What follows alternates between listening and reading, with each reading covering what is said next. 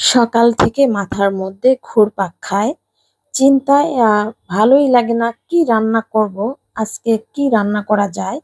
তারপর তো গ্যাস থাকে না, আর গ্যাসের কথা যখন মনে পড়ে তখন একদমই ইচ্ছে করে না রান্না করি। এটা শুধু আমার না, এটা প্রতিটি গৃহিণীর মাথায় এই চিন্তাটা সবসময় ঘুরপাক করে। আসসালামু আলাইকুম, আমি চলে আসলাম আপনাদের মাঝে আরো একটি ভিডিও নিয়ে। এই তো বাজার থেকে কিছু ফল আর হচ্ছে তরকারি নিয়ে আসছে, পেঁপে, উচ্ছে আর লিচু নিয়ে এসেছিল। আর এটা ছিল রাতের বেলায় বাজারটা নিয়ে এসেছিল। আর এগুলো আমি বের করে নিচ্ছি। পরদিন সকাল বেলায় আমি ছাদে চলে আসলাম। ছাদে এসে আমার ছাদ বাগান থেকে এটা অবশ্য আমাদের ছাদ না, আমি ভাড়া থাকি, তো ভাড়া বাসায় কিছু গাছ লাগিয়েছি আমরা। সেখানে চাল কুমড়ার পাতা এখান থেকে নিয়ে নেব কিছু। আর এটা দিয়ে কই মাছ দিয়ে খুব মজা করে রান্না করব। আর এখানে অল্প কিছু শাকসবজিও হয়েছে, লেবু, তারপর আমরা অনেক ধরনের মোটামুটি ছোটখাটো ফল হয়েছে। তারপর তো রান্নাতে চলে আসলাম, আর শাকগুলো সুন্দর করে একটু বেছে খুঁটে ধুয়ে পরিষ্কার করে নিব। আর উচ্ছেগুলো রান্না করার আগে আমি একটু ভিজিয়ে রেখেছি, পেঁয়াজগুলো একটু ভিজিয়ে রেখেছি যাতে খোসা ছাড়াতে একটু সুবিধা হয়। আর কই মাছগুলো ফ্রিজ থেকে বের করে নিয়েছি আগে থেকে, যদিও ধোয়া ছিল, তারপর আবারও লবণ মেখে সুন্দর করে কচলে কচলে আমি ধুয়ে নেব। আর অন্যদিকে উচ্ছেগুলো আমি সুন্দর করে কুচি কুচি করে নিয়েছি, পেঁয়াজগুলো গোল করে কেটে নিয়েছি, আর কচলে কচলে সুন্দর করে ধুয়ে পরিষ্কার করেও নিয়েছি। তারপর রাইস কুকারে বসিয়ে দিলাম। আর রাইস কুকারে তো উচ্ছে ভাজি একদমই সেরকম ভাবে ভালোভাবে করা যায় না, একটু লেগে ধরে আর কি।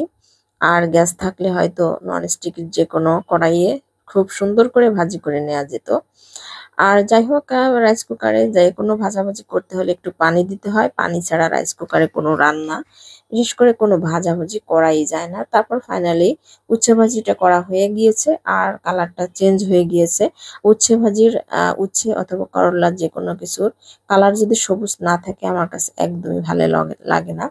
তারপরে তো খেতে হবে, আর কি করার কিছু নাই। পেঁয়াজ কষিয়ে নিয়েছি, আর জিরে বাটা দিয়ে তারপর কই মাছগুলো দিয়ে দিলাম, সুন্দর করে কষিয়ে নেব। আর কষানো শেষ হলে তারপর সামান্য পানি দিয়ে আর একটু কষিয়ে রান্না করে নিব। আর কষানোর জন্য একটু বেশি করে জিরা বাটা, সামান্য রসুন বাটা দিয়েছি, সব মশলা দিয়েছি, একটু বেশি করে মরিচও দিয়েছি, ঝাল ঝাল করে রান্না করব। মাছগুলো তুলে রেখেছি। তারপর আমি চাল কুমড়ো শাকের পাতা, আর সাথে অন্য ডাঁটা শাকও ছিল ছাদে, অল্প একটু ডাঁটা হয়েছিল, সেখান থেকেও কিছু পাতা ছিঁড়ে নিয়ে এসেছিলাম। সবকিছু একসাথে সুন্দর করে ধুয়ে পরিষ্কার করে নিয়েছি। তারপর শাকগুলো একটু নাড়াচাড়া করে কষিয়ে নেবো। আর শাকের মধ্যে একটু সামান্য আলু দিয়েছি, একটা আলু দিয়েছি। আমার মা বলতেন যে কোনো শাকের সাথে একটু আলু দিলে শাক সুন্দর সিদ্ধ হয় নাকি। তো আমিও সেই টিপসটা ফলো করে আসছি, আর আসলেও অনেক সুন্দর হয়। তো সিদ্ধ হয়ে গিয়েছে ফাইনালি। ঝোলের পানি দিয়েছি, একটু বলক আসছে, তারপর আমি তুলে রাখা মাছগুলো দিয়ে দিলাম।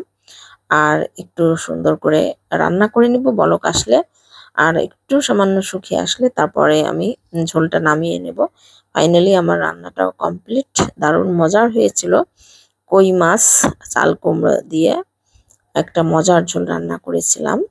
ঈদ চলে এসেছে, আদা রসুন তো পেস্ট করতেই হবে, তো আমি আদা রসুন ব্লেন্ড করে নিলাম। সবাইকে ধন্যবাদ জানাচ্ছি, ভালো থাকবেন। আজ বিদায় নিচ্ছি, আল্লাহ হাফেজ, আসসালামু আলাইকুম।